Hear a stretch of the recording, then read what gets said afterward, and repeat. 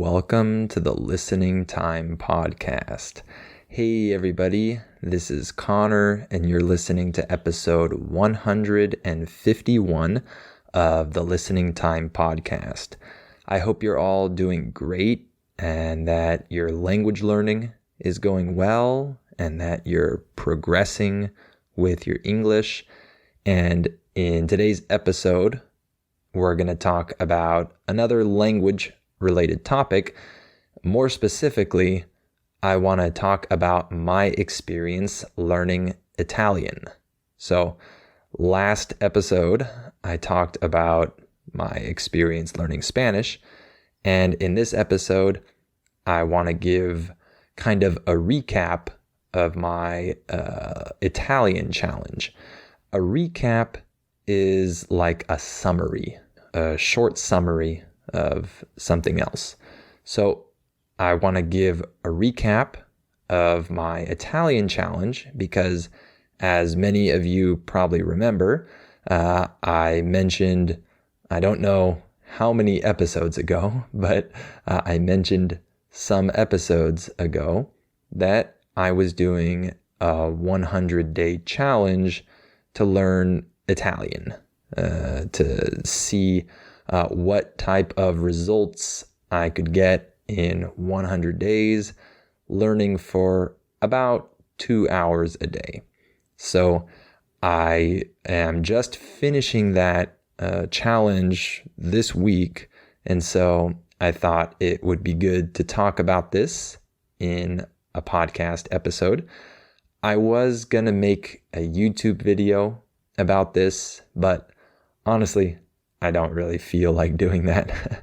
I'd rather just talk about this challenge in an episode. So that's what I'll do today. I'll talk about how I learned Italian and what I did and what my results were after this 100-day period. So I'm sure this will be an interesting topic for you today, and I think that there are definitely some lessons to take away from this experience as well. So I'll talk about those lessons at the end. And so I'm sure you'll like this topic. And remember that if you feel ready for my advanced podcast episodes, you can sign up for those by becoming a Listening Time family member, and you'll get 2 new advanced episodes every month. The link is down below. And you can also sign up for my US Conversations podcast if you feel ready to practice with 2 people speaking instead of just 1. The link is also down below in the description. And as always, please share this podcast with anyone else you know who's learning English, and please give it a 5-star rating and write a review if you can. All right, let's get started. Are your ears ready? You know what time it is. It's listening time. All right, let's talk about my Italian challenge. So just to remind everyone why I did this challenge, I was not at all interested in learning Italian. I didn't have this desire before this challenge. There's nothing wrong with Italian. It's an amazing language, a beautiful language. I love it, but it just wasn't on my radar. It just wasn't a goal that I had. But I wanted to do this challenge because many people come to me for advice on learning a language, specifically learning Spanish if they're an English speaker. And I wanted to kind of simulate what it would be like for a native English speaker to learn Spanish from scratch, from zero. But I already speak Spanish, and I already know a lot of Portuguese and French, so I wasn't able to do this with any of the other similar languages. However, Italian was a language that I had never learned, so I chose Italian because it's similar to Spanish, and I wanted to simulate this situation of an English speaker learning Spanish. So I decided to do Italian. And my goal was to show people what they can possibly do during the first 100 days of learning Spanish or another language, if they're starting from scratch, and what types of resources to use, how much time to spend doing different activities, things like that. So that's why I did this challenge. And so my approach, your approach refers to your method of solving some issue or whatever. My approach, of course, was very input based, because I'm a language learner who focuses on input, that is, listening and reading. So my approach was very input based in order to learn a lot of words and phrases just through hearing them again and again, and then also to understand native speakers well. That was my focus for these 100 days. So what did I use?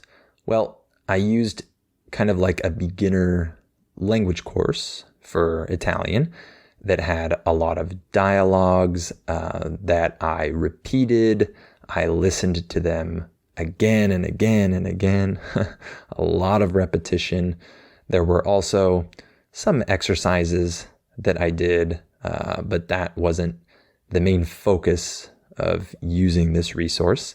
I just really wanted a beginner resource with a lot of dialogues, natural Italian, just to be able to expose myself to a lot of essential words and phrases and get a feel for the language.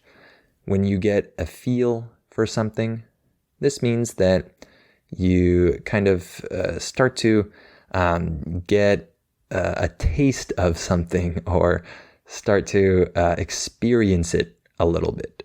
So I wanted to get a feel for the language by using one of these beginner courses, but it was more just to listen to the dialogues again and again.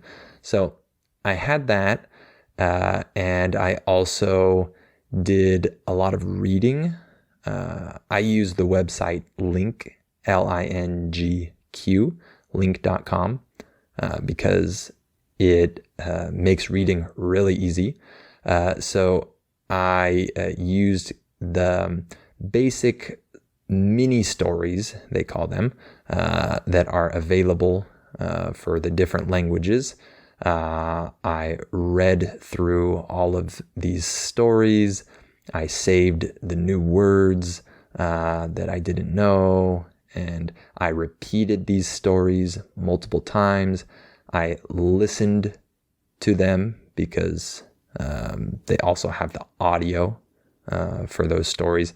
So I did a lot of reading every day, and I also listened mainly to Italian teachers on YouTube, but I didn't use their videos where they explain grammar rules.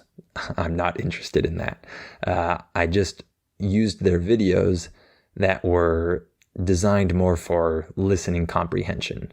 So they were talking about different topics, and I listened and repeated, used the subtitles sometimes no.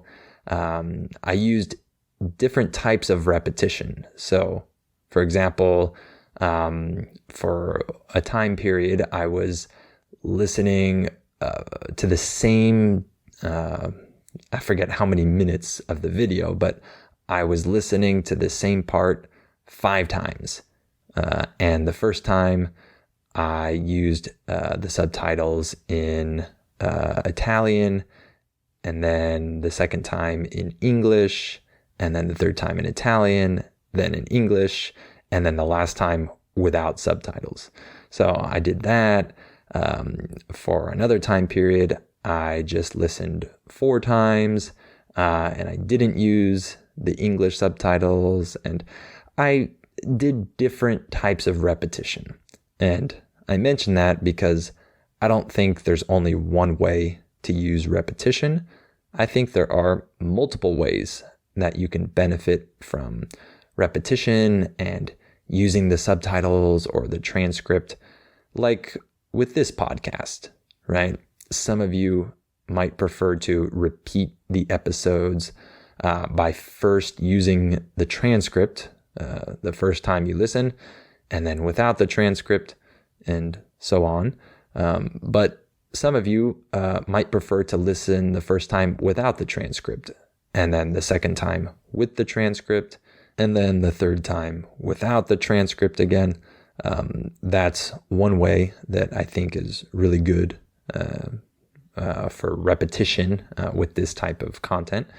But there are different preferences, and I think they're all beneficial in their own ways. So I did different types of repetition with my listening practice, and I used different levels of videos. Of course, I started with more basic content where the person was talking pretty slowly, but then I started listening to other teachers that actually talk faster. And so I tried to kind of move up in terms of the difficulty of the content that I was using. And I even listened to some conversations between 2 Italian people. So I even used completely native level content a little bit. And that was also really helpful for me. So I did a lot of input, as you can see, and I only did 10 minutes of grammar per day for the first 50 days. I didn't even do it for the full 100 days. And I only did it for 10 minutes a day for the first 50 days. And it was very unorganized. I just spent 10 minutes on a grammar website looking over the different explanations and looking at the examples, doing a few exercises, but that wasn't my focus really. But I just added in that grammar because I know that many people feel like they need grammar, even though they probably don't really need to focus that much on grammar. They feel like they need it. 10 minutes was my max. I didn't want to spend any more time on grammar because it wasn't helpful. It was barely helpful at all, to be honest. It helped a little bit in the sense that I kind of recognized some of the rules that I learned from this grammar practice when I was doing my reading and my listening, but that wasn't really that big of a deal. That wasn't that big of a help for me. But I did that grammar because I know people will want some grammar in their language learning. And of course, if you're learning a language that's completely different from your own, I recommend that you use a grammar resource at the beginning to help you get familiar with the rules, with the language. I'm not saying that you shouldn't do grammar, but I think what I'm trying to say is don't spend a lot of time on grammar. 10 minutes was enough for me every day, and that's because Italian is very similar to other languages that I know. if I were doing a more difficult language, a language that's not at all related to my languages, then I would probably spend a little more time on grammar, but I would try to kind of not continue on with grammar forever just because I feel like I should.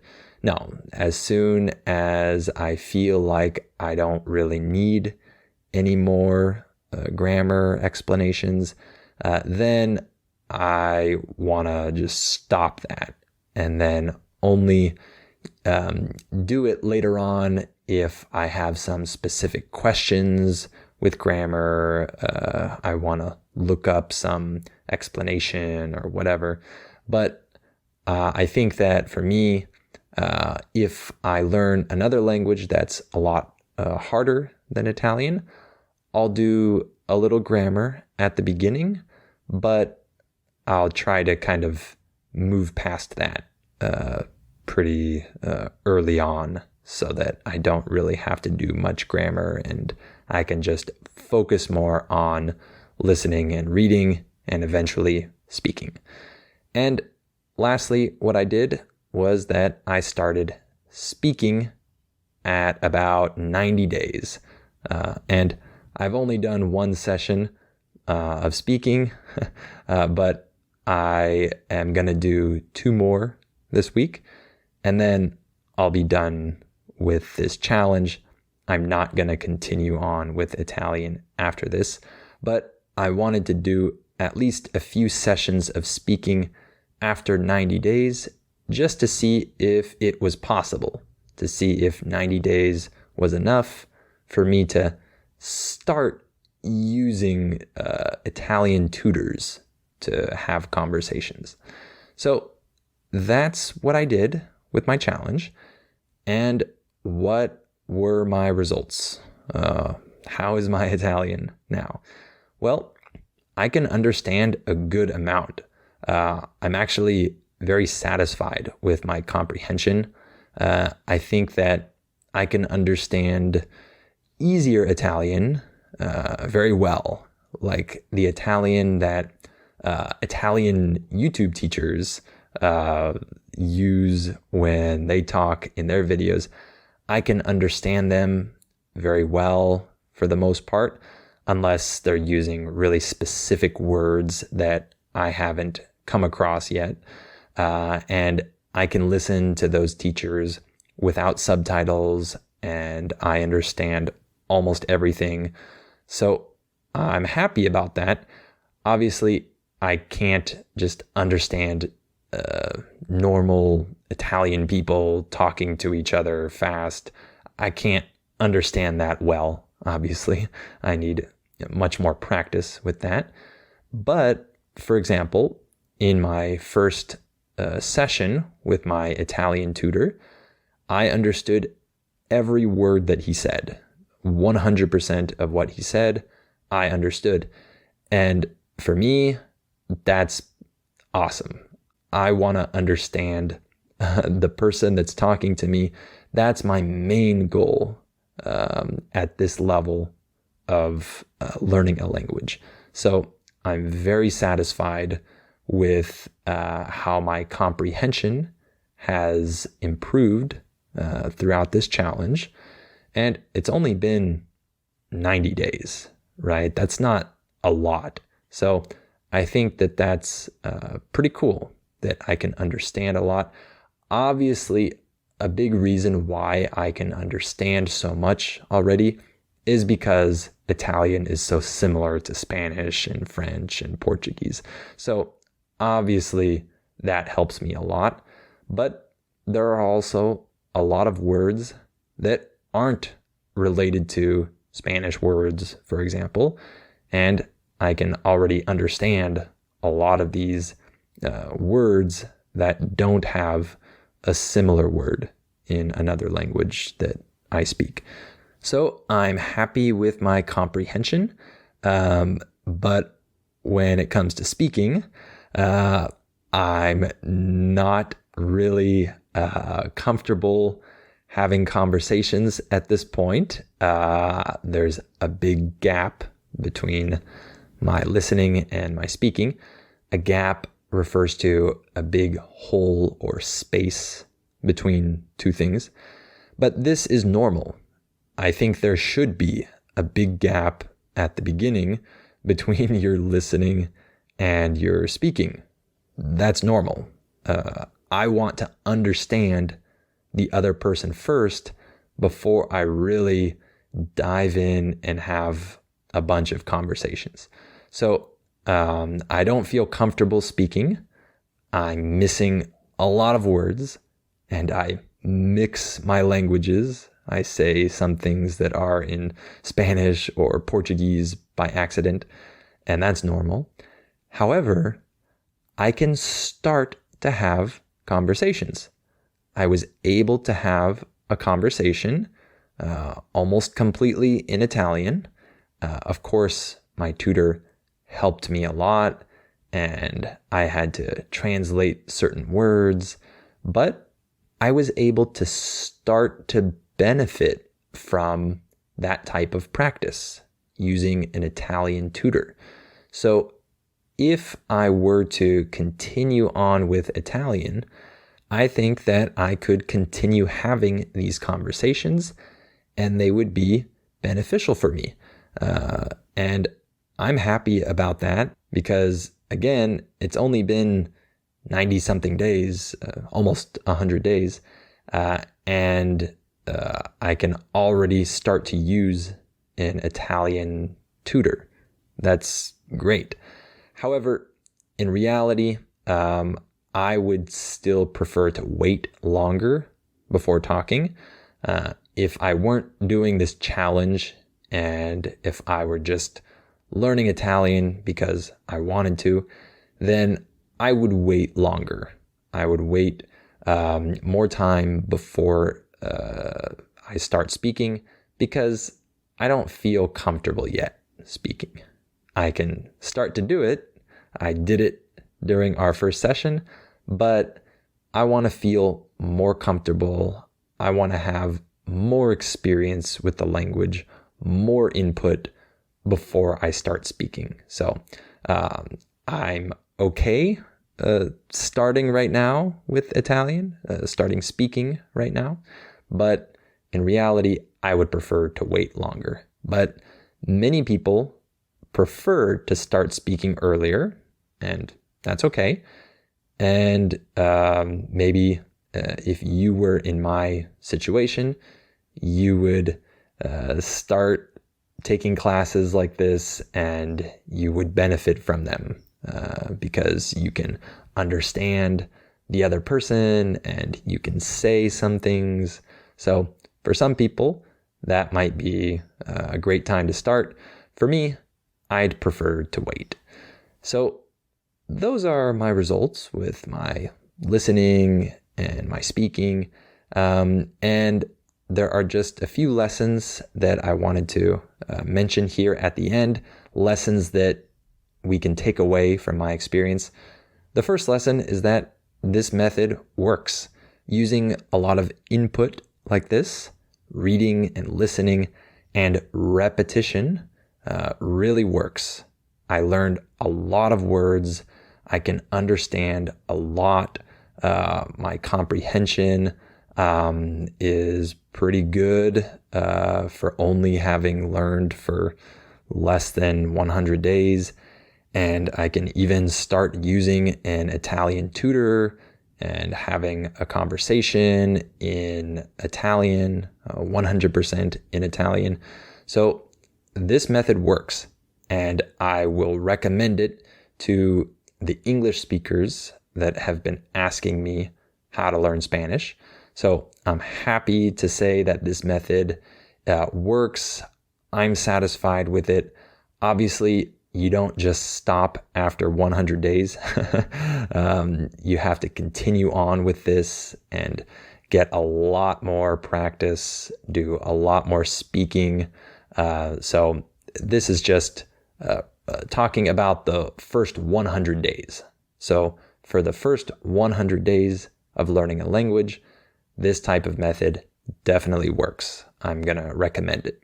So I'm happy about that. Another thing I took away from this is that I didn't like how strict my learning was.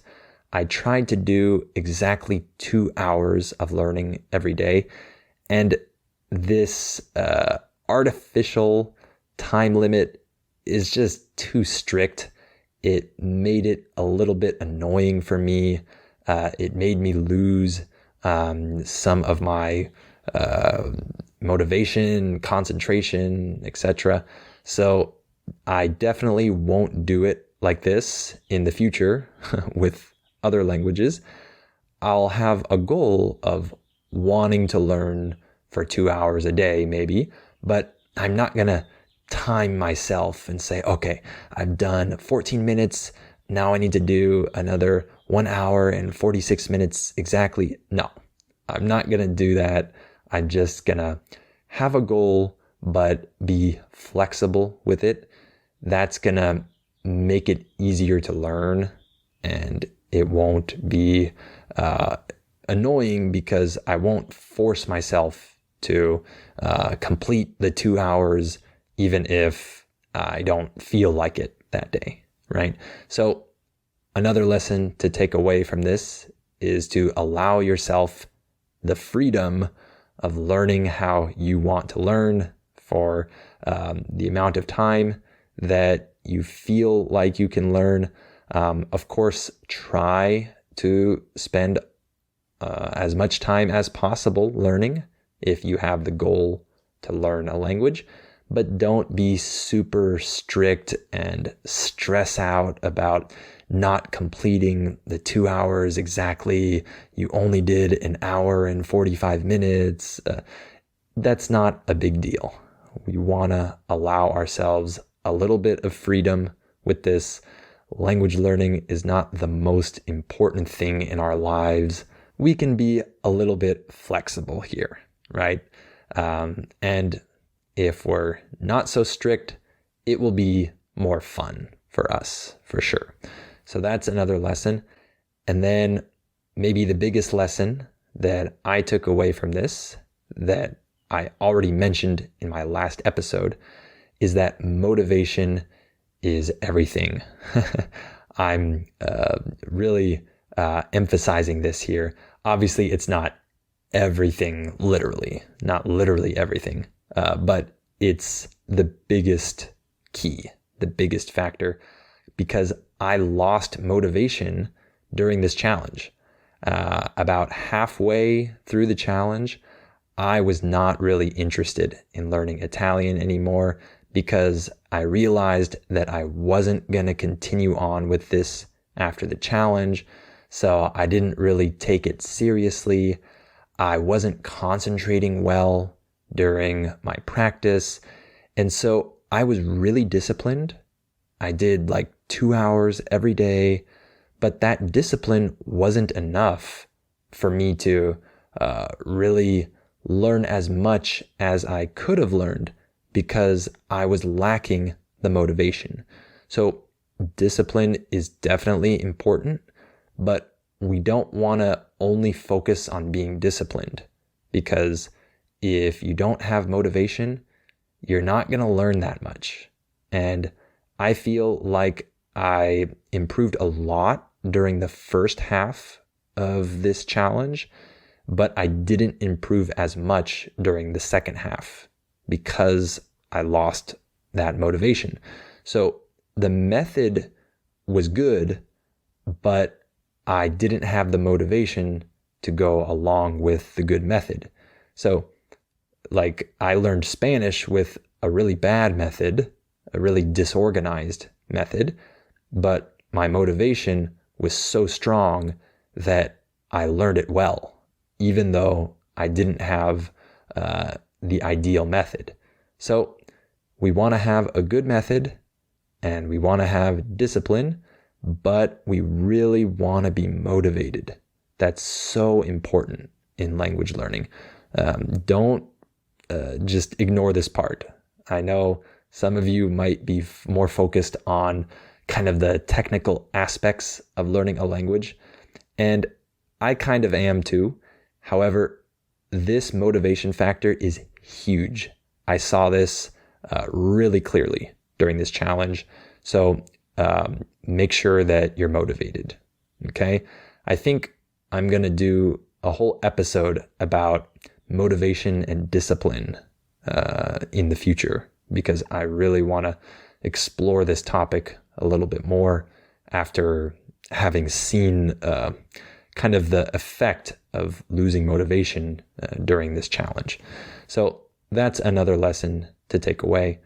And one last lesson is there will definitely be a big gap between your speaking and your listening when you start speaking, but don't be worried about this. It's gonna happen, but you'll get over it. And when you start speaking eventually, your speaking skills will improve a lot, and that gap will become smaller. Okay, it will shrink. So there will definitely be a gap between your speaking and listening when you start speaking, but that's normal. Don't worry about this. All right, so those are the lessons that you can take away and that I took away from this challenge.